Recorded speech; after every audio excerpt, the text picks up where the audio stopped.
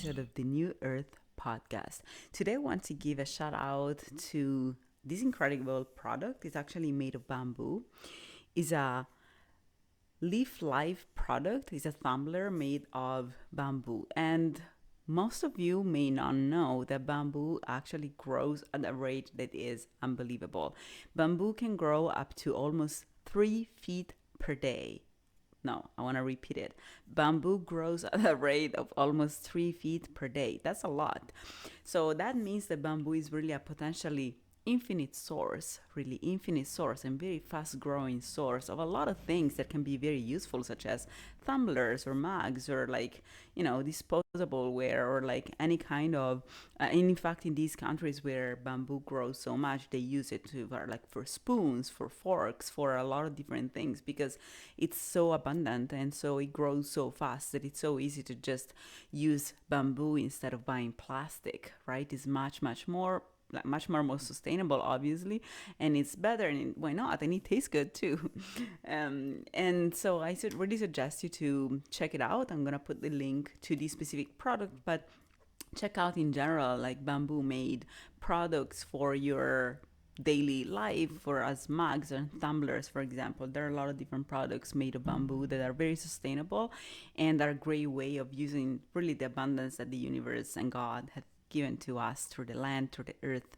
If you just go close to the land and start growing things and start going to people who grow things from the land, it's easy to be abundant because the land is abundant. What is actually when we impoverish and we start being impoverished and frugal, when we are taken away from the land and put in apartments where nothing grows and it's all dry and like not fertile anymore. And so let's get back to the land by also buying products that are made from sustainable materials such as bamboo. And today we're going to be talking about deep unresolved trauma. So during the first season, we have touched on a lot of different types of awakening and a lot of different forms of overcoming trauma and PTSD and psychosomatic illnesses.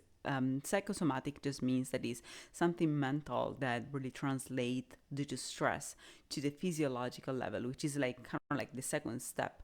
When things get so bad and your mind is yelling to you, "I'm not feeling good," and you don't understand it, then the body starts sending you messages and yelling to you, "Hey, like I am ill, I'm sick." And so that's really the second step in which you really have to take a step into healing to deal with what your body is telling you. And so we've touched on a lot of different things, and we went through really awakening at different levels, from psychological awakening to awakening from trauma, and awakening from gaslighting, and awakening from the matrix, and then taking the steps to take care of ourselves during this journey that is the journey of awakening, that is kind of brutal at the beginning because, we, when someone wakes up suddenly and is like, wow, my world never existed. I have relied on a reality that never actually existed. It was only useful to exploit me. So when you wake up in a world like that, it's like being unplugged in the Matrix, the movie. It's really like brutal at the beginning. And so the journey of awakening and healing associated to awakening really has to do with, it's like coping with a way of coping with all these different reactions that your body and your mind have to having to being unplugged, having to awaken from your previous reality that was really fictitious. So once you understand that and you start embarking into this journey, then you realize that your body starts having different needs, and that your mind starts being different, and you start being different, you start feeling different, you start having an inner peace that is different. But that's just really the first step, in the sense that a lot of people have deep unresolved trauma that is difficult to realize and to find. And most of us create an ego as a reaction to that deep unresolved trauma. And that deep, as I said also in the intro, that deep unresolved trauma has not just to do with things that happened in our current life, but a lot of times have to do with something that is ingrained in our DNA, in our epigenomic epigenetic imprinting. And so all of those things that are not necessarily things that we have necessarily done, and have more to do with what our ancestors have done instead. So those things are the real deep unresolved trauma that a lot of people can't understand and can't go past because they don't understand what they've done wrong. They have always been like this. They have been raised like that, or they were born as they are. And so how can you think that you are in some way lacking something if you were born that way? And so I'm not saying that, certain people are good or certain people are bad. As I said in the previous episode, it's more a matter of being conscious or unconscious, of making conscious choices, and so choosing the light and choosing the truth every time, because the truth is the only thing that exists, and so it's the only sustainable choice. And instead, if you choose the light, the darkness instead of the light, and if you choose to lie instead of to be truthful, and if you choose darkness, and if you choose any form of deception, of any form of misalignment that is not truthful, that's when you perpetuate this deep unresolved trauma and this limbo you're on. So I want to touch on this topic in a lot of different ways, because these are all the different levels of reality in which we are, which ultimately, even if there is only one truth, reality is that it can be described in different ways based on what we are using to assess our world. Because if we use our perception, if, besides the fact that our perceptions really keep in our egoic modality and we forget that the earth is just a learning tool for our souls, but if we use our perceptions to assess our world, there is a truth there too. There is also like a way of choosing the light every time. And even if our perceptions really take us into our fight or flight mode a lot of times, our perceptions are also, especially in our cortical brain, which is the part of the brain that is conscious, that is out of the ego, that is more connected to the divine and to the source. And so our perceptions, if we use them in a way that is not judgmental, end up really guiding us towards the truth, towards understanding ourselves better, understanding others better, and really staying in the light all the time. And so what is deep unresolved trauma, and how to recognize it in ourselves and in others? And I'm writing a book, and I'm about to publish a book called Kill Jesus, A Guide Towards the Ego Death. And that's a way of explaining to everyone how to recognize our own ego and how we really function, so that we can understand how to overcome it, how to have an ego death, how to make the step towards reality, towards truth, instead of being in this fear, in this fight or flight modality, in this frugal mindset that society has really incepted in us most of the time, or that our DNA or our epigenetic imprinting really bring us since the time we were born, oftentimes. So what is this deep unresolved trauma? So deep unresolved trauma is when people have a trauma that is so deep that they don't even remember about it. And a lot of people, I want to talk about it from a standpoint of someone who actually had deep unresolved trauma in this specific lifetime. And then I want to give you the perspective of why they really did it, also because oftentimes it was ingrained in their DNA and in their epigenome. So first of all, people who have deep unresolved trauma are people who a long time ago, most of the times is in childhood or early in childhood, or even during the time in which they were incubating as embryos, like they were in the womb of their mothers. So when that happens, when they have a trauma so early, they can't possibly remember about that. But that trauma, what is trauma? I feel like there are a lot of misconceptions about what the word trauma means, because trauma almost seems like something bad happening to you. Something bad happens to you, and so because of that, you decide to forget. And instead, trauma really has a lot to do with choice, with what choice we make.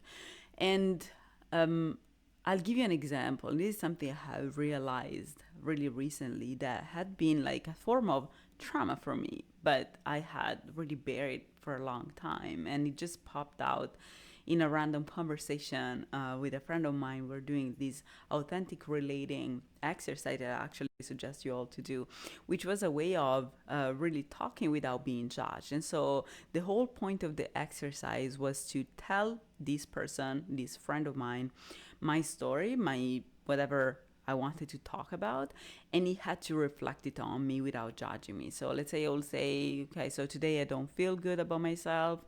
I had some issues, and he will respond back, okay, I heard that you are not feeling good about yourself and that you're having some problems in your life, and so maybe you want to talk more about this. And so it was just a way of really reflecting to me without judging and making me feel understood and listened to. And so it was a very free way of expressing myself that was really beautiful and allowed me to express this thing that I had buried and I didn't even know that it was hurting me.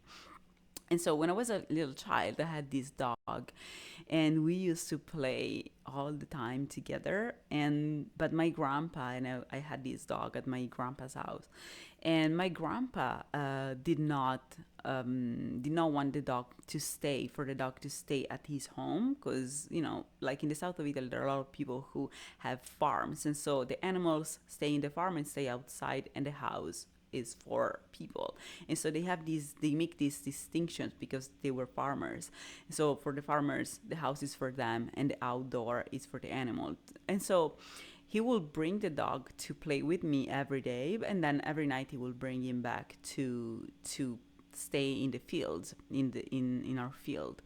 And so after a while, we were having so much fun. I remember I was playing with this dog every afternoon, and we were having so much fun together that the dog started coming back during the night to our place. And I didn't even live there because that was my grandma's and grandpa's place. So that was not my house. I was not even there. But he started doing that. And after a while, one night, he got killed by a car.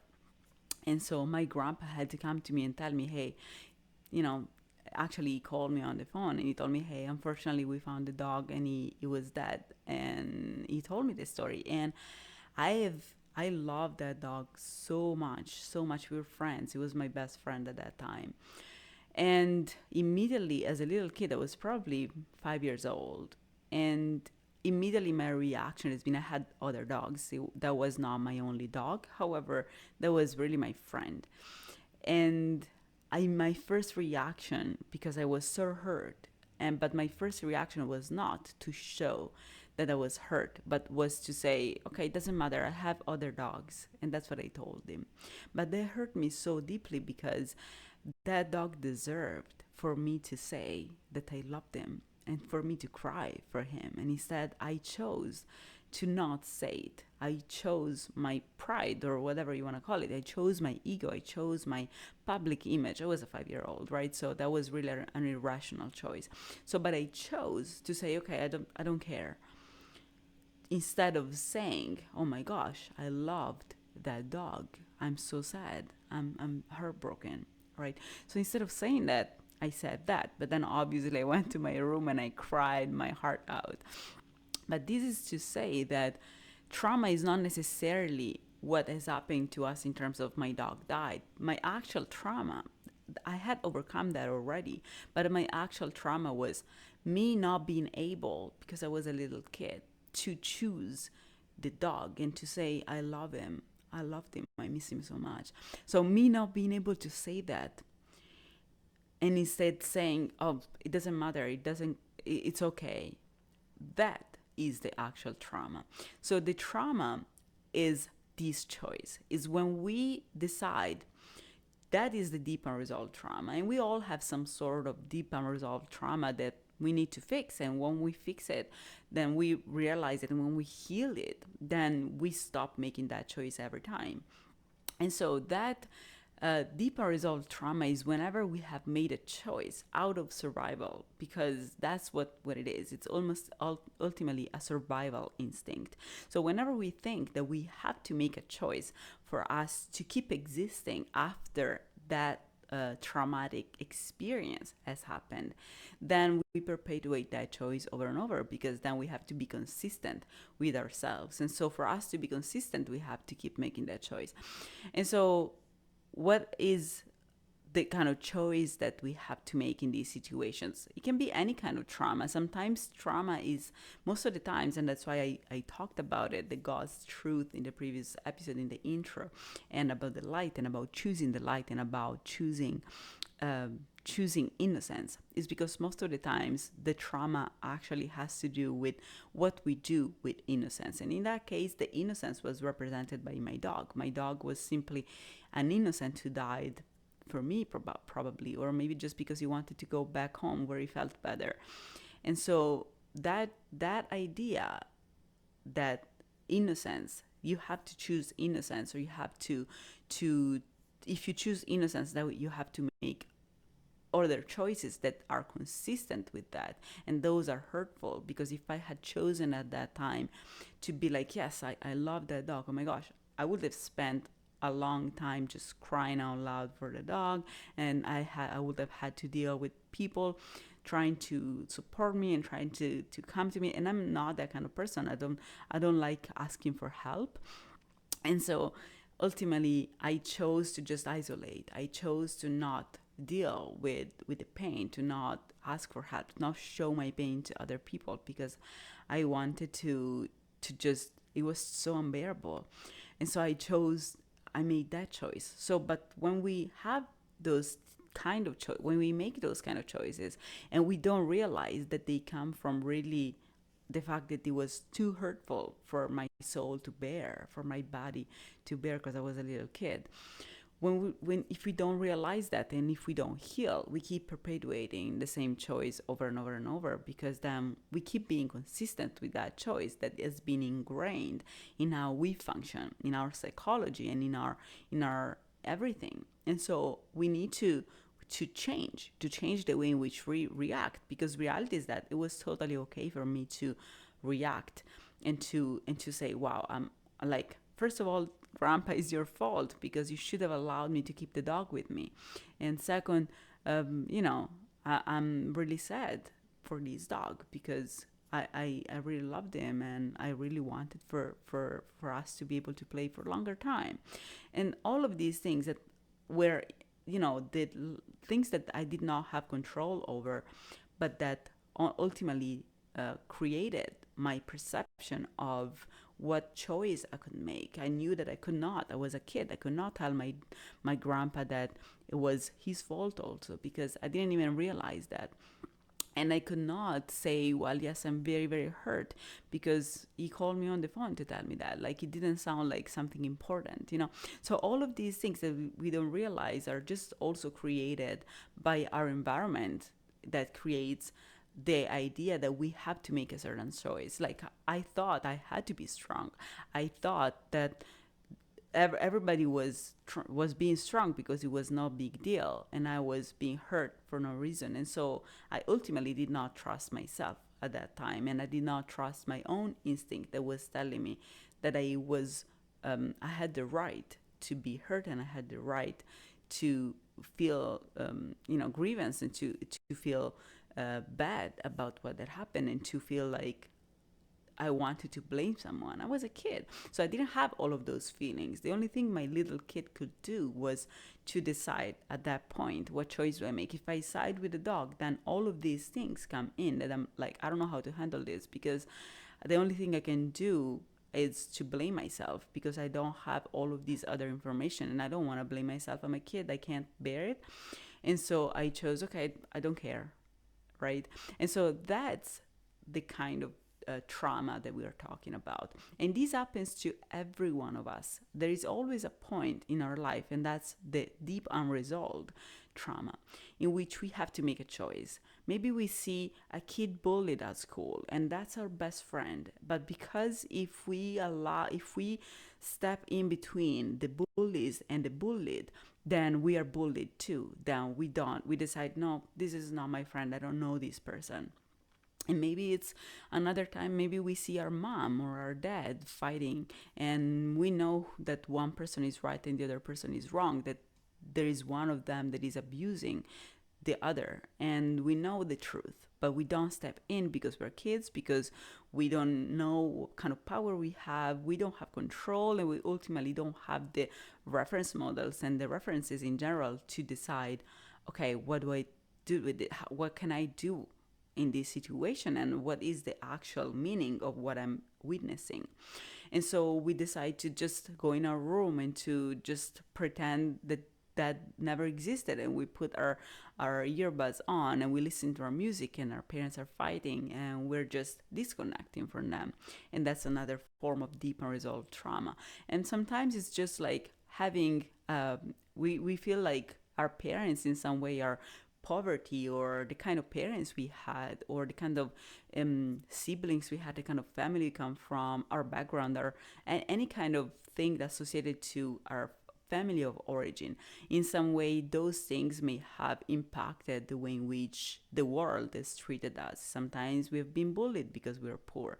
Sometimes we have been marginalized because we had a sibling that had mental illness, or sometimes we have been marginalized because our parents were not straight, were not binary, or were not, all of these things that can come from all of what happened during our childhood, and things we did not have any choice on. We had to make a choice on what to do with it. And so, because our society oftentimes is hostile and it bullies us unless we belong to certain stereotypes, or we do certain things, or we perceive, as I did as a kid, we perceive that if I was to choose my innocence and to praise the dog and to say out loud, no, I really love that dog, I'm really sad for this. If we choose the light, if we choose innocence, if we choose to side with whatever thing is actually causing us to be bullied and to feel like we're not being accepted by our surroundings, if we choose that, we believe that we're going to be marginalized too, that we're going to suffer damage. And because of that, we choose to split, and we choose to not side with that. We choose to not be on the side of the abused, on the side of the innocence. And so every time we make that choice, and it may be just the deep unresolved trauma is the first time that we do that. Because once we do that once, and we see that ultimately I chose to say, I have other dogs, and there was no big fuss around it. Nobody told me that that was wrong, or that there was, that nobody came and asked me, hey, how are you feeling? I really don't remember much about that moment, but I feel like there could have been a much bigger situation and support system around me for something such big as losing your first dog. And instead, there wasn't. And so everything around me made me feel like it was okay for me to feel nothing, to feel okay with that. And it wasn't. It was okay for me to acknowledge my feelings instead. And so we live in a society in which a lot of people have deep unresolved trauma, and they also prefer, if we choose to not acknowledge our feelings, to not acknowledge the fact that we want to choose innocence, that we are innocent, that the innocence that we see in others is ultimately something we have in ourselves too, which is the light that we have inside, and we need to acknowledge that. And so every time we find ourselves in these situations in which, if we acknowledge innocence, if we acknowledge the light, if we side with people who are innocent and who have done nothing wrong other than being themselves, such as parents who are homosexual, for example, a lot of kids have been bullied because of that. And so that is one of the reasons why then people are like, okay, I don't want to side with this. And even if they do rationally, deep down, they may develop some form of anger and hatred against a certain category of people, because they feel like those people have been the source of their trauma, the source of all the things they had that happened to them. And so every time we go through any kind of situation in which we believe that someone else is the reason why we've been bullied, for example, let's say we're poor and our parents are poor, and maybe our parents are poor because as kids we don't understand how much struggle there is in society and in just survival and in having kids. And so oftentimes we don't realize how much struggle our parents have to go through in order for just bare survival and for to feed us. It's a lot. And we don't know that as kids. And so the only thing we can do is to acquire the judgment that we hear at school and that we see on media that constantly talked about, wealth and being rich, and it shows us how perfect other people's lives is, other people's lives that ultimately is just fictitious because most of the population is actually under the threshold of poverty. And so all of those things that are fictitious, a fictitious reality that is portrayed to us and that talks about a perfect life that doesn't really exist, and that is so much in contrast with what we live daily and what we live in our families, that creates this misconnection that then causes us to create trauma, in the sense that the same situation may be traumatic or not based on the choice we make. And so again, let's go back to my own experience, which is the dog, right?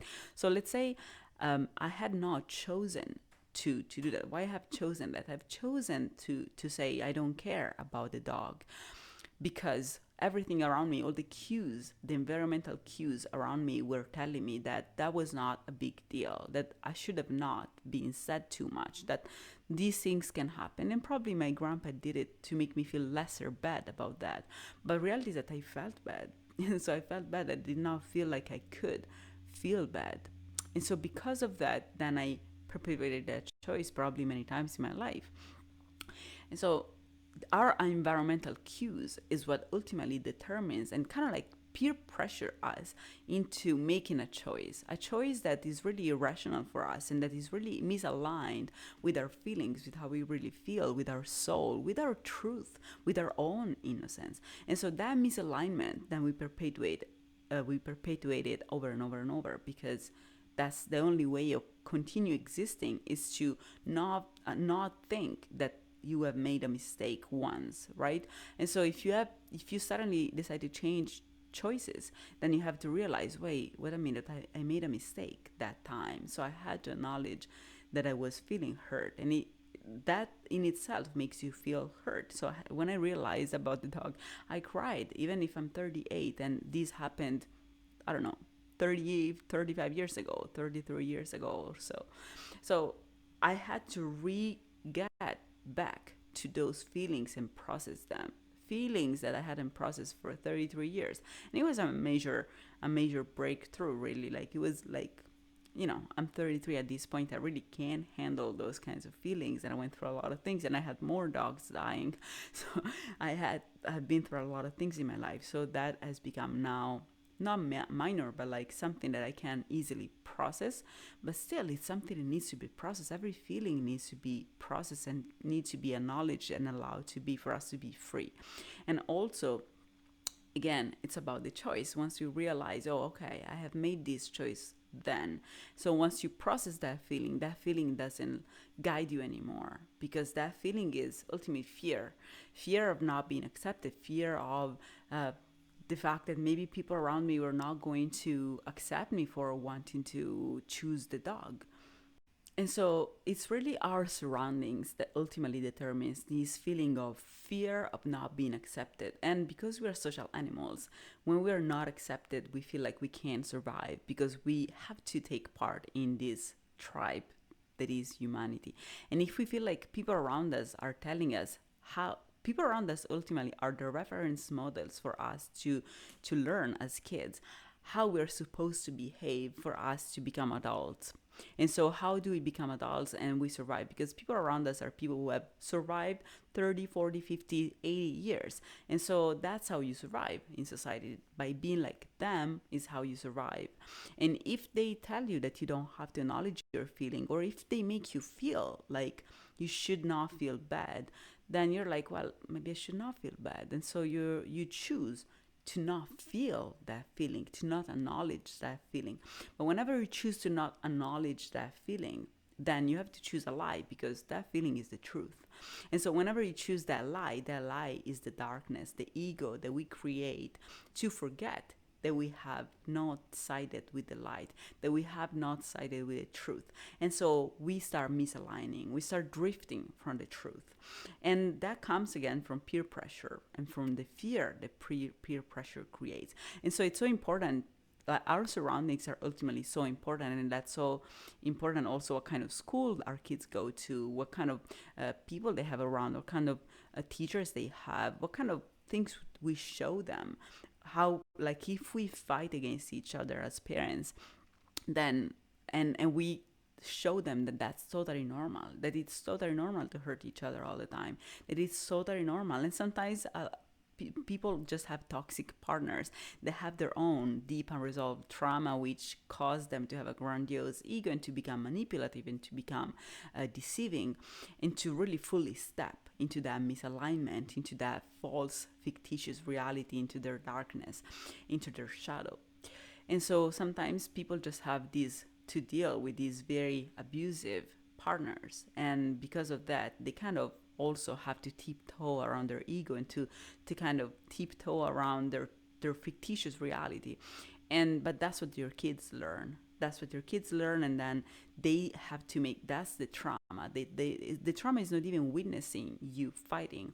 The trauma is having to make a choice. What do I make with this? Having to make the choice of, what do I do with the innocence? They know the truth. They know whether their mom is being abused by an abusive husband, or whether their dad is being manipulated by an abusive wife.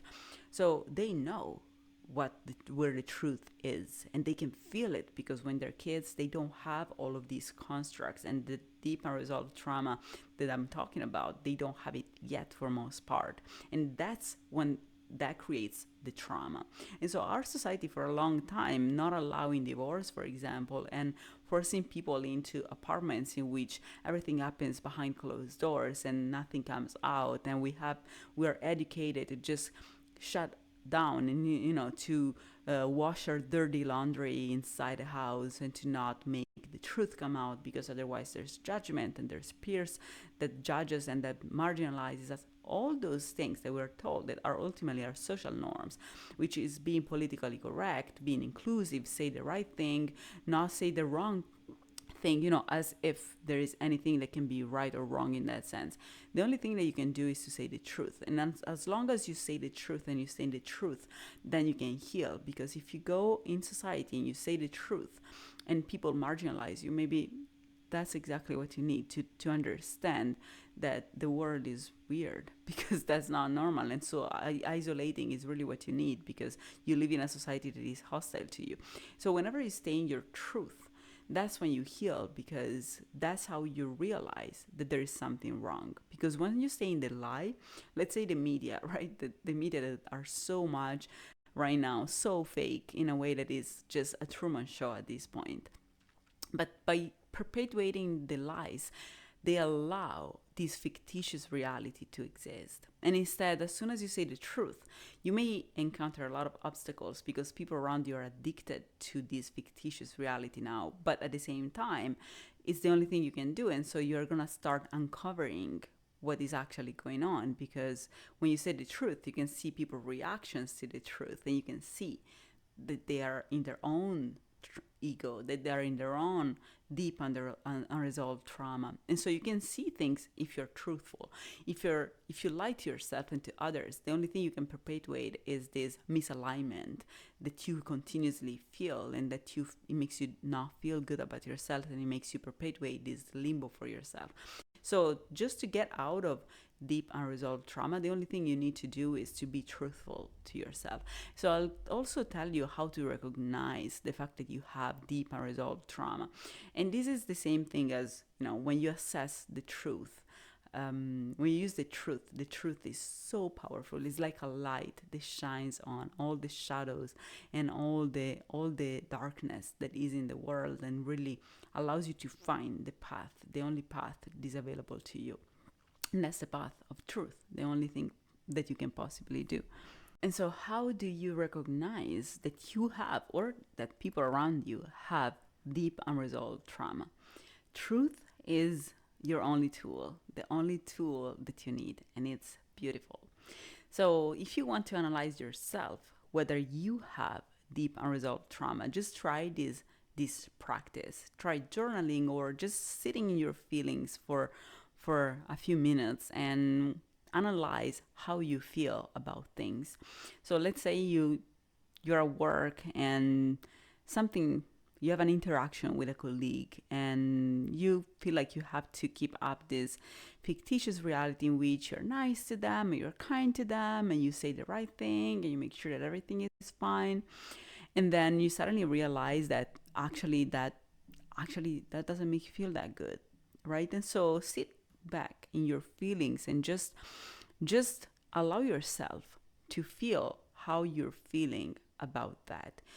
And if you're not feeling good, then try to understand what makes you feel good instead. What is your real feeling about that situation? Are you feeling sad? Are you feeling not validated? Are you feeling lonely? Are you feeling misunderstood? How are you feeling about your interaction with your colleague or your way of presenting yourself at work or in life or in any situation? Just sit in your feelings and be like, okay, how am I feeling about this?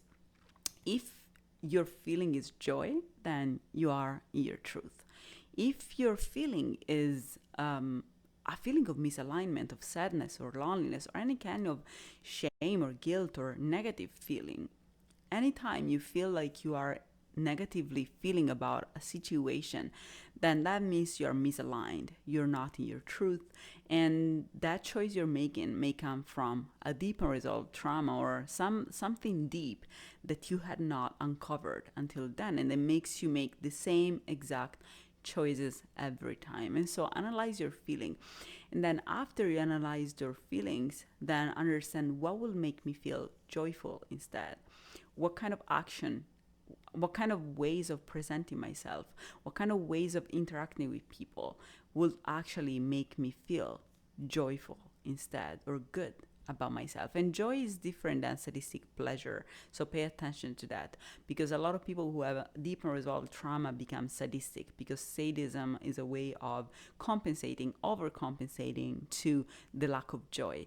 And so when they feel lack of joy for a long time, then they overcompensate by making the action, the egoic actions they make that are driven by the deep unresolved trauma, they make them become pleasant in a sadistic way. But that's the sadistic pleasure is completely different than joy. So joy is a feeling that you feel when you are really aligned with your true self, or align with your light, is the only way that you can actually feel joy. Imagine this object that has all of these different holes, that if you align all of them, you can see the light that comes through the inside of the object and feel joyful. So that's exactly how it works. When you align all of these pieces and you find finally the truth, which is, the narrow passage to heaven, the narrow passage to the kingdom of God, the narrow passage in all of these layers is the truth, because the truth is the only thing that exists and it's just one. It can't possibly cover the entire surface of all of the lies that we tell all the time. So it's just one. It's a point. So when you align all of these things to be truthful, then the light comes out, and that's when you feel joyful. And so that's really when you realize that you're really not aligned, and that's the first symptom of having some form of deep unresolved trauma. Because why would you be misaligned? If you're misaligned, that means that you're really not fully in your truth. So why would you not be in your truth if the truth is the only thing that exists? That means that at some point in your life you have made, or maybe in previous lives, you have made that choice that made you misalign these layers, and so now the truth cannot go through, and you're constantly without the light. You're constantly in the darkness because this truth cannot come out. So when you feel that you're misaligned, then I suggest you to really go deeper into that and to realize what is the truth for you in every one of these things, and why are you not being truthful. And that can be a beautiful realization. I suggest you to just start a journaling practice on this. really go backward and be like, okay, I'm not feeling good about this. So why am I doing this? So why, if I feel sad about the way in which I interact with people, why if I feel lonely, why if I feel like I'm not being aligned with my truth self, why am I still doing that? So why do we keep doing these things that really don't make any sense, don't make us feel joyful, don't make us feel good? Why would we still do that? So, and the answer to that is usually fear. Fear, until ultimately it comes down to guilt and shame. Those are really the lowest feelings that ultimately comes down to the activation or fight or flight mode. The fight or flight mode really relies on negative feelings because it's a way of escaping from trauma, of escaping from things. And so you escape from negative things, right? And so that's how it works. And instead, consciousness is about being attracted to positive things. And so until you are in your fight or flight mode, that means that you have deep down these negative feelings that you're escaping from. And so if you're misaligned, you are in your fight or flight mode and you are in your ego necessarily. That's how it works. You cannot be conscious and truthful if you are in your ego and if you're misaligned. These things don't go with each other. It's two separate ways of existing. And so once you realize that you're misaligned, ask yourself, why am I misaligned? Why am I not being truthful here? What am I afraid of? Why am I afraid that if I show my true feelings or if I show my true self, people are not going to accept me? Or why do I think that I'm not supposed to show my true self? And a lot of times, and especially in the United States, there is a lot of censorship because this place is called the land of freedom. This is really the land of freedom for corporations, and the population is just a farm of cows that are abused and used by corporations constantly. And so this is the place where farms are grown and corporations come and feed off of this grass. And so this is the land of freedom for corporations, not for people. But in order for people to believe and to come here, immigrants and everybody, to be happy and keep spending their money in alcohol and entertainment and TVs and things that ultimately are ways of feeding these corporations, for those people to continue spending their money and putting their money out, and so becoming vessels from one corporation that gives you employment to another corporation that sells you things and you become a consumer and a patient. We're just vessels of money from one place to the other. In the meantime, we're used to work for these corporations that don't do anything good for us. So for people to keep being in this lie, in the lie that this is the land of freedom for them, people have to be told to censor themselves. Because if everybody was to be truthful and to say, I'm actually really not feeling good, I'm lonely, I'm an alcoholic, I'm smoke all the time, I'm really like a drug addict, I hate my family, I hate my kids, I hate my country, I hate my hate is what people feel for real. But they go in the world and they have to say they feel good, they have to say that everything is fine, because otherwise they get marginalized, because otherwise their kids get bullied, because otherwise, and so all this peer pressure into not being aligned is just a way of perpetuating a fictitious reality that is meant to exploit us, to exploit the population. So most people, the reason why they have these deep unresolved trauma is because their surroundings, their governments, their schools, their school systems, and the advertisement we watch all the time, the TVs and everything, tells us that we have to lie, or gives us a reference model that is so perfect that makes us feel like we're the only one undergoing such poverty or such struggle, because the world outside of our home looks perfect and only we have the problems, right? And instead, we're all in apartments where we are closed, in these closed places where nothing comes out, and we all have the same kind of abuse and struggle going on, but nobody says that. And so this is really why most people misalign and most people decide to not be truthful, because ultimately their environment tells them or peer pressure them in a indirect way to not be truthful, to tell them that they have to filter themselves. And by doing so, by making you believe that you have to filter yourself, that you have not to be truthful, that you have to not perpetuate this lie and to not say the truth instead, that allows the entire theater of this Truman Show to keep going. Because if just one person will go out and be like, my life sucks, I'm unhappy, I'm really not feeling good, my friends are fake, I don't think I have a support net, I feel fearful all the time, I'm afraid that my kids are gonna starve, I'm all if we all will go around and say this truth, suddenly the whole fictitious reality will crumble. And this is what things like TikTok are doing, like are making people uh, expose the truth and be themselves in pajama instead of being constantly forced to be pretty and nice, as initially people will do on Instagram, for example, where everybody had to show how perfect their life was. And nobody's life is perfect. It's all a show. And so this is the main reason why a lot of people have today deep unresolved trauma, because our surroundings make us believe that we're the only one. Like it happened to me with my dog. I was the only one feeling hurt. Everybody around me sounded like it was normal that a dog will die like that, and I felt hurt instead. But I could not say it because I felt like my surroundings were peer pressuring me indirectly, and not even in a bad way, but like were making me feel like I was the only one. I was the only one feeling that way. And instead, we all feel that way. And so once we understand that we all feel that way, and we don't need to perpetuate the same kind of choice onto others, to force others to make the same choice that we have made in the past and that we feel guilty for, because that's the final thing that we come down to: guilt and shame. What is guilt? Let's say again, about the dog, right? It's just an example to go through my own journey so that I can show you how you can go through your own journey as well. So let's say I go down and try to understand, okay, why am I not saying this? Why am I not saying after I had chosen um, to not choose the dog, and to say I don't care. I don't care about the dog.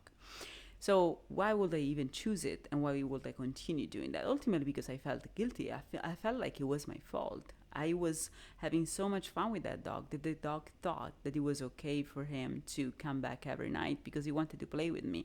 And I felt guilty because I did not protect him, because I did not do anything to prevent him from having to go through at night to be able to stay with me, because he didn't want to stay in the field. And so I didn't do anything for that. I was a kid, right? But that was the guilt. I felt guilty, right? And so afterwards, we keep feeling this guilt. And then shame is even worse than guilt, because shame is when we feel like we feel ashamed of making certain choices. We could have done better.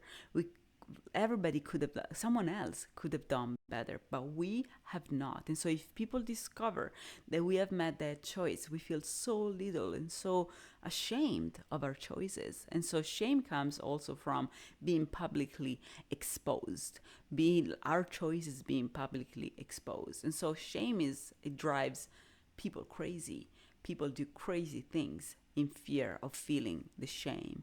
But once we understand that it's the system we live in that drives us to make certain choices, we stop having the shame, we stop having the guilt. And this is not a way of blaming others, but to understand that ultimately every time we make a choice, it's because we believe we have no other choice. It's like our brain works in a very mathematical way.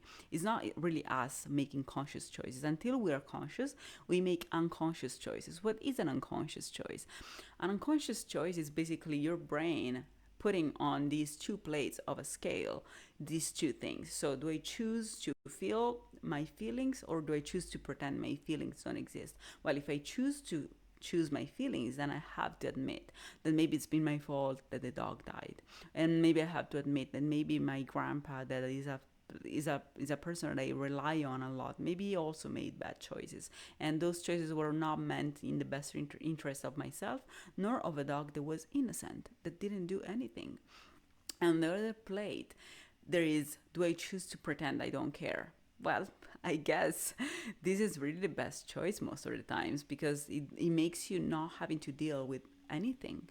It's just freedom from all of these very negative feelings that weigh so heavy on you, and that you feel like you don't have any way of resolving how do you resolve that if everybody around you make you feel like all these feelings should not exist either? So what do you do with them? You don't even know how to process them. So if you don't know how to process them, you're gonna have to bear them forever, to keep with you forever these feelings. And obviously, what do you think is gonna happen? That you're gonna, like, either you die out of being poisoned by these feelings that you don't know how to drain out of your system, which is what processing is, or you choose freedom to completely ignore them. Obviously, this is not a real choice, it's a fake choice, but this is what our mind believes in. And so because your mind believes that this choice exists, then your mind believes that it can make this choice and it can choose freedom. But this freedom is not real, it's just an ego, the egoic reality, a fictitious reality in which that these things never existed. But reality is that what we create is this ego that is just on top of this trauma that we have decided to forget. And this creates the shadow, the hole that then is the part of us that we never go to. And that perpetuates this choice all the time, because now every time we go and interact with someone that has the same, that is the same choice, is like, what do I do with this? How do I deal with the fact that, you know, this person is innocent, and maybe it's my fault that they are being abused, or they died, or something happened to them, and maybe it's my fault. What do I do with this? The ego, right? The ego is creating this fictitious reality. And I have perpetuated this choice in my life multiple times. With my sister, for example, I had my sister went through a lot of things as well, and I felt, and this is also the misconception, because sometimes it's not our fault, but we believe that is our fault, and because we believe it's our fault, we decide to ignore it and to feel like, oh no, I don't care. I don't care. And it's not true that we don't care. We do care. And so with time we need to process these things, and to realize, okay, let me drain all these things out of my system. And it wasn't really my fault, or if it was my fault, I apologize. And so we can apologize. And so unfortunately, I say all the time that, and I'm sorry guys, but Americans have difficulties apologizing, because it's really the American system that does not give people the tools to apologize, and because here especially there's so much about lawsuits, and every time someone does something wrong, is like immediately the lawsuit. So people don't know how to apologize, or they're afraid of apologizing because they're afraid of punishment, of legal punishment, which they perceive as very real. And so people here tend to not being able to just simply apologize when they do something wrong, and instead they do worse and worse and worse. And after this is the ego, then they feel like they have this guilt underneath, they don't know how to handle it, and they are guilty, they feel guilty. And guilty means that if someone discovers that you are guilty, you can be punished. So they create the ego, and then once they realize that, you know, there's no way of processing it, they try to find other people that have the same kind of guilt, and they create associations with them. And this is how fraternities, Masonic organizations, circles of people are created, and then they start conspiring against others because they feel like there's something that unites them, which is being guilty. And so this goes way beyond that, and is really the reason why our whole society is a mess right now, is because a lot of people have created this ego on top, in which they pretend to be nice people, and the people they believe they should be, but they believe they're not, because they believe they have these two layers of, you know, the ego, in which they pretend to be all the things that they believe they're good to be in the world, but they can't do anything about the fact that they are guilty already. They have committed something already, and they feel guilty already, and so they have to hide this guilt. And so because of that, then people start perpetuating this thing. They're like, well, you know what, my soul is stained already, my criminal record is potentially already stained, what am I gonna do? Like, I have to continue doing the same thing, and to take advantage of what I have already done in my past, because if I don't take advantage of it, and I decide to just stop and say that I'm guilty, my whole life is gonna be a mess from now on. And instead, that's when you start feeling better because it's not about where you are, it's not about what kind of people you're surrounded by, it's not about what kind of job you have, it's not about whether you're free to hang around or you're in a prison, it's not about that. It's about how you feel inside, because you can be in the most incredible place in the world, but if inside of you you feel guilty and you feel like you're hiding a secret and you feel like you're hiding something inside of you, that poisons you.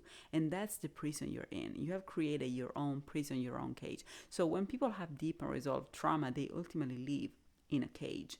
And we can recognize when people do, because it's a form of misalignment. And I read people from their eyes through my psychic abilities, but I think we all can read that, because it's ultimately just a form of misalignment that I'm reading, because there's always a truth, but there is a layer that people put on top of it that is what they tell you. And oftentimes people have a lot of these layers because one is what they tell to you, and the other thing is the thing that they tell to themselves, and that's another layer.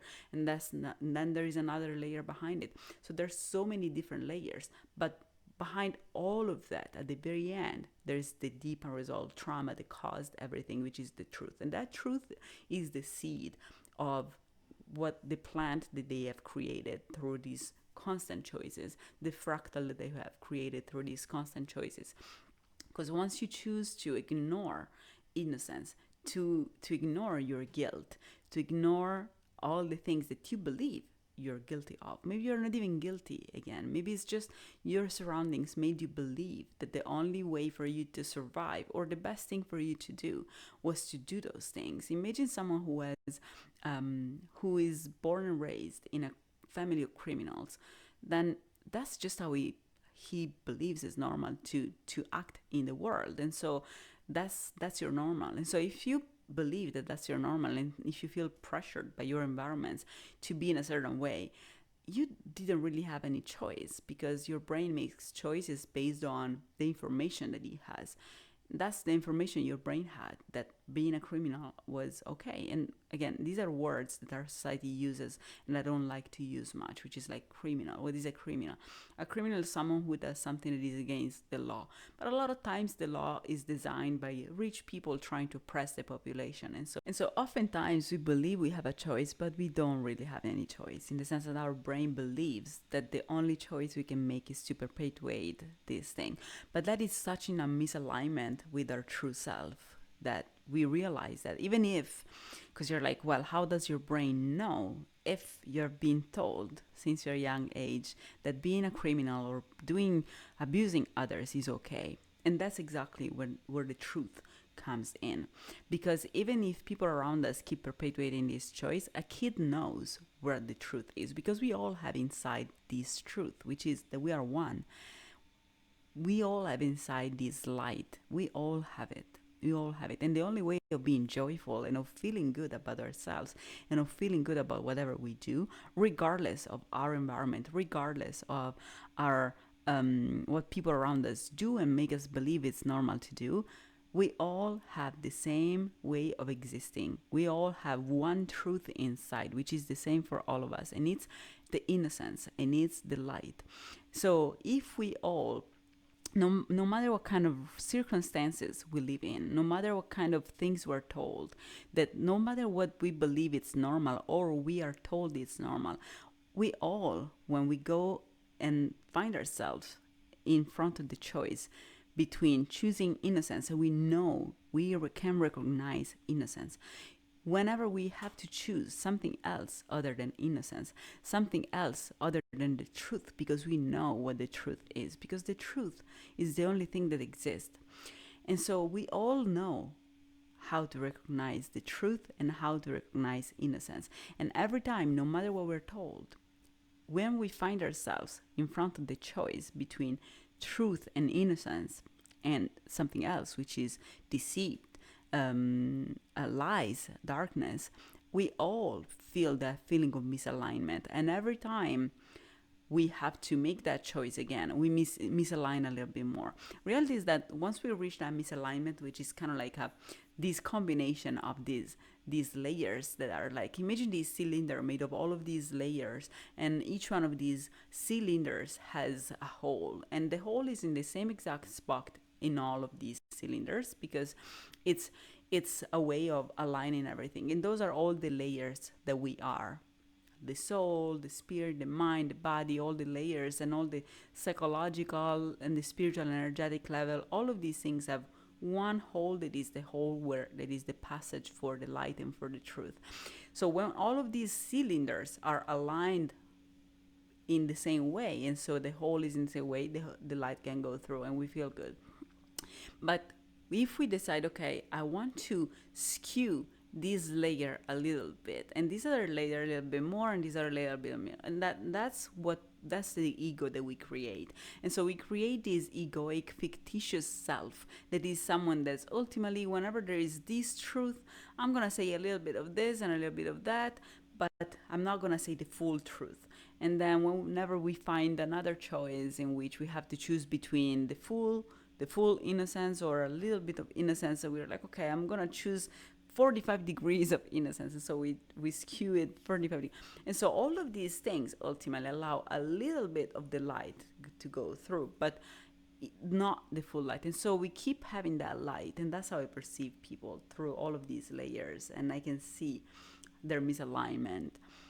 And so whenever we have this misalignment, that becomes our ego. That becomes the kind of person that we are in the world or at work, or some of us have different settings based on different environments. So if you find yourself having different settings in different environments, if you find yourself being different in different environments, that's an ego you're building. That's not your true self. So what is your true self? You have to find your true self. And so to find your true self, and oftentimes we're kind of forced by the environment around us to be in a different way. But that's exactly the problem. If you're truthful, nothing can really force you to be different than your truth, because that's the only thing that exists. And so the only thing you can do is to just be truthful. So once you're truthful, then all the deep unresolved trauma that people have around you, and that kind of forces you to perpetuate their reality, that allows them to not see their own trauma, to not feel the guilt, to not feel the shame. Every time you allow them to perpetuate that, you're ultimately forcing yourself into also subscribing that reality. That is a fictitious reality that forces you into a misalignment of these holds, and to not feel joyful fully. So if you want to feel fully joyful, you have to just simply be in your truth. No matter where you are, no matter what happens to you as a consequence of you choosing the truth, you will find that that is the only place and the only configuration in which you feel joyful. And so what matters where you are? What matters how much money you have? What matters how many friends you have? What matters how many people or how many friends, how many people are around you? What matters how many people you interact with daily, if you feel good in your configuration? And that doesn't mean isolate yourself and have your own truth. There is only one truth. The problem is that we live in a world that is deeply traumatized, and people don't want to face their feelings, don't want to face their ego, don't want to change this configuration that now they got addicted to, because thanks to this configuration that they have reached, they have friends, quote unquote friends, because those are not real friends. Those are just people in your life that keep you company, fake company, because when you are around people who also have their own fake configuration, you feel lonely. Then you go back home and drink, because that's the only time in which you feel better about yourself, in which you actually are truthful. You're truthful, you're sad, and that bottle of wine is allowing you to feel that sadness. And so you feel better drinking than by being with those people, because that's the only time in which you're truthful. And so you don't need to be truthful by being sad. You can be truthful and face that guilt. And once you face that guilt, feel joyful that you have faced it, and say and apologize. Apologize with people, and apologize to yourself, apologize to your dogs, apologize to anybody you feel like you feel guilty for causing pain to, for example, or for not acknowledging, or for not validating, or for not supporting. Every time you have not chosen innocence and the light, that causes this guilt and this shame, and that is the moment of your deep unresolved trauma. And so we all have in some way this deep unresolved trauma, psychologically speaking. Now I would like to tackle this from a genetic and epigenetic standpoint, because our DNA is ultimately, I feel like as a biologist, I would like to really give a much deeper understanding to people of what DNA and genome and epigenome are, which are two words that are particularly important today, that unfortunately all the things that happened in the past 4 years have really shaped our current world. And so DNA, RNA have become important words to be aware of. So what is the DNA? So imagine the plant with the seed and then the plant that it becomes, right? So the seed, ultimately, when you put the seed in the soil, the seed starts naturally, it's like a sponge, it starts naturally attracting things to it, and factors and nutrients, and those things activate the seed, and the seed creates the plant. So the plant, the potential of the plant was already contained in the seed, but it needed all these things to come to it and to activate stuff for the seed to sprout and to become the plant version, to arrange in space all these molecules that the seed has attracted to it, has absorbed as a sponge, right? And so our DNA is made basically like this, which is ultimately it's the DNA in the seed that causes the plant, the seed to rearrange all of these molecules in an ordered way and to create a plant out of it. So we are also in the same way. So the DNA is a way of basically storing a human being or storing a life in a very, very compacted form. And when you put water and nutrients and the right conditions into it, that absorbs all the things outside of it and it sprouts into a human. That's really how the DNA is. So the DNA is a long molecule that contains basically instructions. And by existing and by being itself, it creates a being that is really like it was already contained in it, in the sense that that DNA was simply the condensed form of that human. In that DNA, there was already all the information to create that human. But creating a human depends also, the kind of human that grows from that DNA is also depends on what kind of nutrients the DNA finds around. And so there are some degrees of freedom that the DNA has to create things.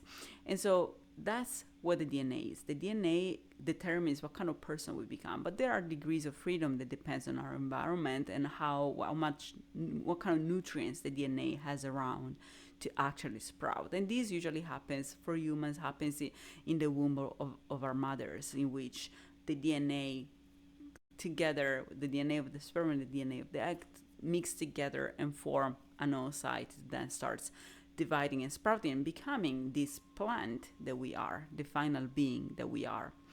So what is the epigenome? So the DNA is the genome of a human being. So the genome depends on our mothers and our fathers, and so it's really kind of predetermined. There's really not much we can do about it. It's something we were born with, and it's different for all of us. And siblings that are born from the same oocyte have the same exact DNA. So the DNA is determined at birth, and it's determined by our mom's germ cells and our dad's germ cells, which are the sperms. So the oocyte and the sperms. And so this is the genome, and it determines what kind of person we are, whether we have blue eyes or hazel eyes or brown hair, or what kind of person we are, aesthetically speaking. So those things are really predetermined by our DNA. And our DNA is ultimately what connects us to our ancestors, because if we are today here and we have survived today, is because someone else before us has survived and someone else before them has survived. And so from the very beginning of time, we are here today because our ancestors were present at the very beginning of existence of the universe. So we have been here since then. And so our DNA is ultimately the rearrangement in time based on how survival allowed the DNA to survive, of the molecules of DNA that ultimately conferred the longest survival in time. And so every time our ancestors had made, let's say, every time someone with a certain gene or with a certain mutation in a gene has survived, that mutation has been passed to us. And so the DNA that we have today is basically a mix of all of the genes that allowed survival in time on our planet. And so if choosing if making a certain choice in time allowed us to survive better than others, such as eating animals instead of eating plants, then we are carnivores today. And if eating everything possible for us to eat, for just seeds and nuts and fruit and not only vegetables and meat, so being omnivores, it's given us an advantage, then we are omnivores today. That's why we are omnivores today, because obviously being able to eat and to digest and to process all the food available in front of you and in nature allows you a better survival. And so we are omnivores. And so all of those things allowed us a better survival. But to do all of those things, to acquire all of those properties and skills, we had to make choices. And imagine at the very beginning, before being carnivores, someone had to make the choice of killing an animal to survive.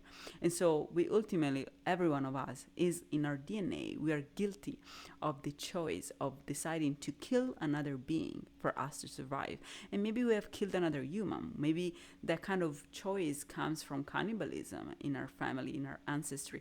And so we had, at some point, we had to make the choice of killing something, killing others in order for us to survive. And that was because our DNA allowed it, because we were allowed to eat and to digest meat, then we were able to make that choice. And so it wasn't really a choice, it was an opportunity at that time. And so it was an opportunity against not surviving. And so we have taken advantage of an opportunity.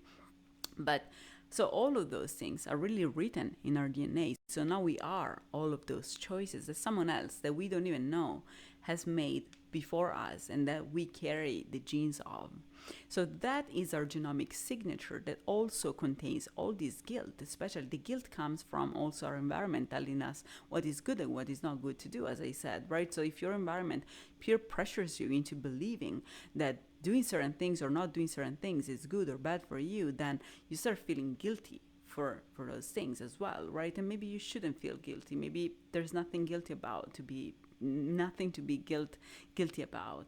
Or maybe there is, because it's about you see that the animals have done nothing wrong to you and that they're innocent. Why would you have to kill them? So if you know that that's the truth, then how can you possibly hurt them, right? And so every time you decide to not to eat an animal and to kill them, even if they're innocent, then you have to skew a little bit this cylinder for you to survive and to continue existing, and you skew your light a little bit. And so this is just to say, I'm not giving you suggestions, but you'll see that how you progress in your spiritual growth, you're gonna also have to change your diet, because for example, now I am extremely sensitive to the pain contained in the meat and in the eggs of animals that are massively farmed. And so I cannot eat even eggs anymore, because I really feel the guilt, the PTSD. It activates my PTSD when I eat too much of anything that comes from animal sources. And so I had to really stop, because now I can feel, now that I'm recalibrating, I can feel that guilt as molecules, in the form of molecules, not necessarily psychologically speaking. It's really molecules that tells me this molecule comes from pain. And if someone has to suffer for you to survive, that's trauma.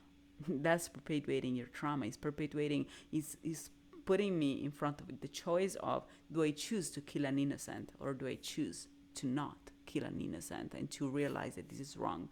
And so now I'm being put at the molecular level, I'm being put in front of this choice, and my body can't really ignore it anymore, because it's not anymore a psychological thing. It's really my body knows how to distinguish, to differentiate between innocence and killing innocence and choosing innocence. And so now that my body knows and is calibrated, I cannot choose killing innocence anymore. I have to choose the light.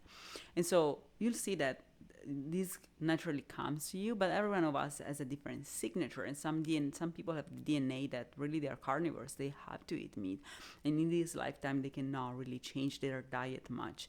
And so let me know if you need any nutritional advice based on that. Again, you can check my website for this. also the second level, the third level actually, because this is already the second level, the DNA level, is the epigenome. So what is the epigenome? The epigenome is basically our DNA is regulated by certain factors in its expression. So let's say you have a DNA and and you have a DNA that says that you're gonna have a certain percentage of fat tissue in your body, and so you're gonna have a certain kind of BMI growing up. But the epigenome is what determines whether that actually happens or to what extent. And so the epigenome is basically the factors that determine how the DNA is used. And those factors are really always present on the DNA and kind of determine how the DNA is condensed or open, or how it is rearranged in space, how it is read, how the instructions are interpreted.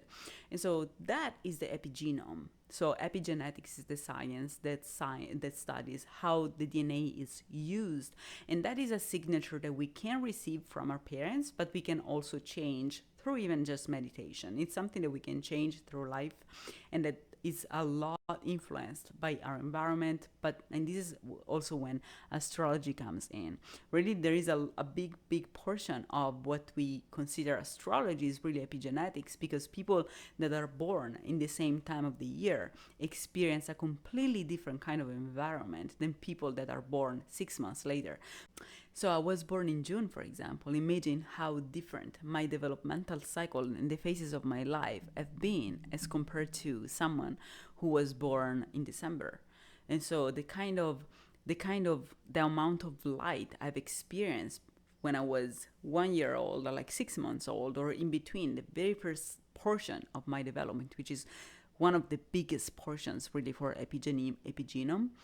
So my mom will eat completely different things than someone's mom who was born in December, for example.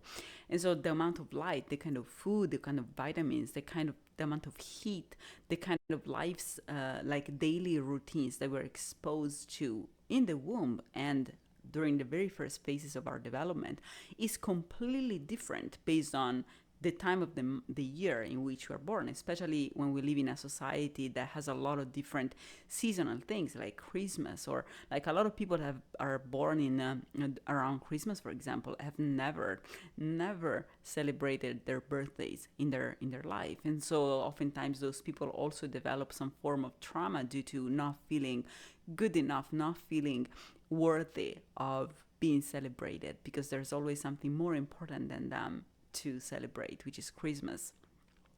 And so all of these things really affect our character a lot, our personality a lot. And so a big portion of astrology really comes from that, from epigenetics. So in the same way, every time we make a choice, then we can create this signature, the same signature that our ancestors created by surviving and making these choices, and so determining what kind of genes and what is a gene? A gene is a choice. A gene is something that confers you the capability of doing something, a skill, or it determines how you react to the world. And so every time our ancestors made that choice, a certain gene, a certain choice have been passed to us. In the same way, every time our parents or us make a certain choice, that gets ingrained, imprinted in our epigenome. Because even, for example, especially for women have their oocytes, the germ cells, from the moment they are still in the womb of their mothers. They already have those germ cells. And so those germ cells, the oocytes, are already present for their whole life. And so everything a woman goes through is ultimately imprinted in the signature of the DNA that she carries. And it's the same thing for men, but men kind of create sperms constantly for their whole life. And so the sperms are newly created all the time. So it's a little different than that. But still, like literally, women have their oocytes. They have a certain number of oocytes that they use throughout their whole life. And that's it. Once they're gone, they're gone. And instead, men can keep creating germ cells for their whole life. And so it's a little different. But we all have an imprinting that we imprint things in our DNA, including if you're alcoholic, for example, or if you're drug addict, or what kind of, if you are depressed. All of those things become the way in which the DNA in our germ cells is used and is passed to our offspring, to our children. And so that is already part of our epigenome when we are born. It's basically our, legacy, like what we already have to deal with, and we don't even know why. So that already creates the imprinting in which we react to the world in different ways, and so we may be more prone to depression, or we may be more prone to reaction, and we may be more prone to different things based on our epigenome. At the same time, we create our own epigenome, so it's the way we have a little portion, a little, like a mini evolution throughout our life, because to impact our genome, we need to go through multiple lineages. Like we have to go multiple lives. So it requires thousands of years to change the DNA that is passed through the generations. But the epigenome can be affected instantaneously. Like we can literally affect our epigenome by meditating, or by having something shocking happening to us, traumatizing happening to us. That can change our DNA, our epigenome instantaneously. So every time throughout our life we keep making certain choices, or we have a traumatizing experience that forces us to make certain choices, we affect our epigenome. And by doing that, then the next time, like in an infection, the next time we have to make that choice, it's going to be a little easier, because we already have the imprinting in our epigenome that tells us it's okay to make this choice. This is an option for you. Remember, you did it last time, you can do it again.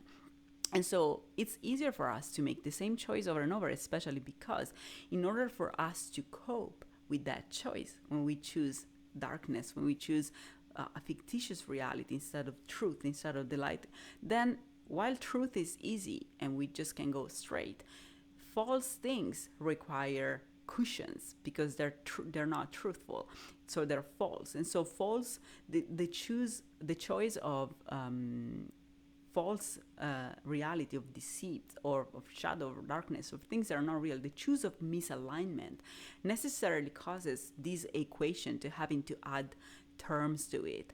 And so every time we don't choose the light, we don't choose truth, then we have to create cushions around. And so every time we make that choice, our epigenome has to change, not one thing, but a bunch of things.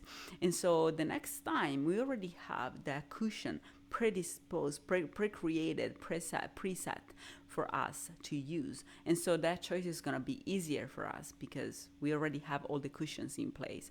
And so the next time is going to be easier, right? So this is how trauma is really ingrained in us in a way that goes beyond just the psychological level. And that's why it's so difficult to overcome, into understanding. And that's why the ego death is so difficult to overcome. And we're going to be talking about the ego death another time, because today is already more than enough to have talked about this incredible topic that deep unresolved trauma is. And that's really the major problem of humanity, the only problem of humanity right now. If today we all chose once and forever the truth, to choose the truth, and to go backward as much as forward with this choice. And so backward means to start going backward in these cracks that our trauma is created, and to understand where it comes from, and to finally feel that feeling of guilt that we have avoided, to feel that feeling of shame, to feel that fear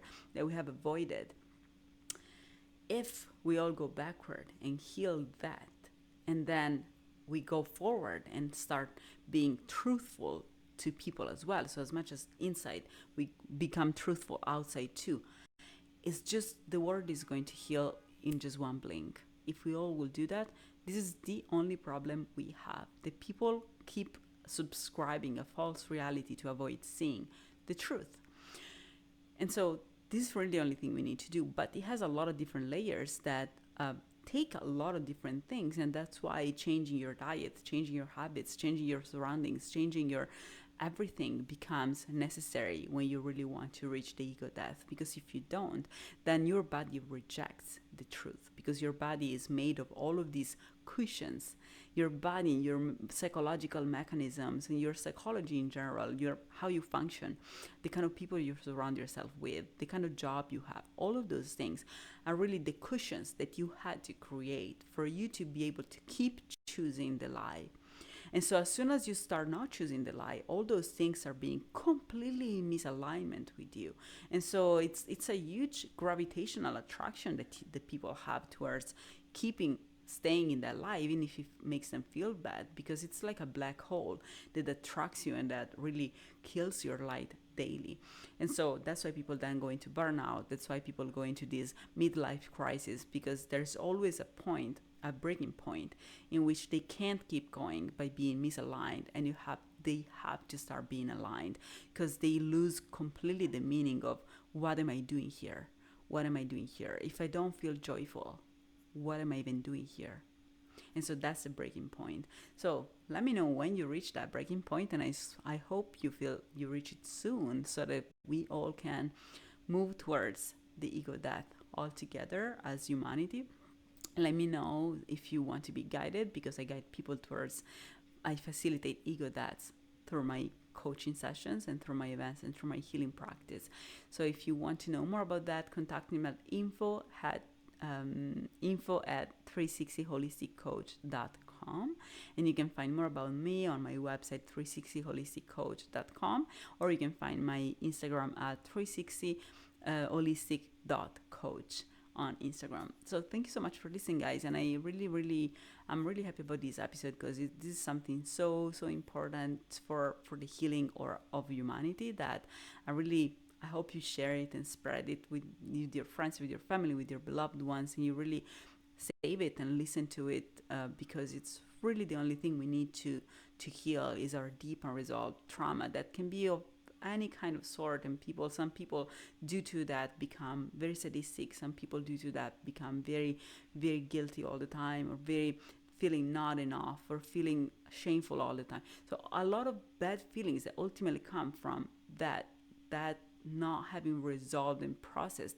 that one thing that we had to process, and to not being truthful with ourselves, and to creating this constant egoic reality in which, for us to not feel those feelings, instead we create this ego in which we are incredible, we are beautiful, and blah blah blah. And it's just us not having put together these things properly. So I hope you enjoyed this episode, and please save it, or turn on the notification, and let me know if you have any feedbacks, and if you want to participate as a guest to talk about your own ego death and your own ego, and how you have realized about your deep unresolved trauma and how you handle that. And this is going to be a whole season in which I interview people who are into healing, but also have gone through the ego death, because this is the most important thing, and I want to give people the frequency of truth through this podcast. And so I'm only going to interview people who have gone through their own ego death. So if you have gone through your ego death, if you have found the truth, just let me know, contact me, and I'll be very happy to interview you. Bye bye.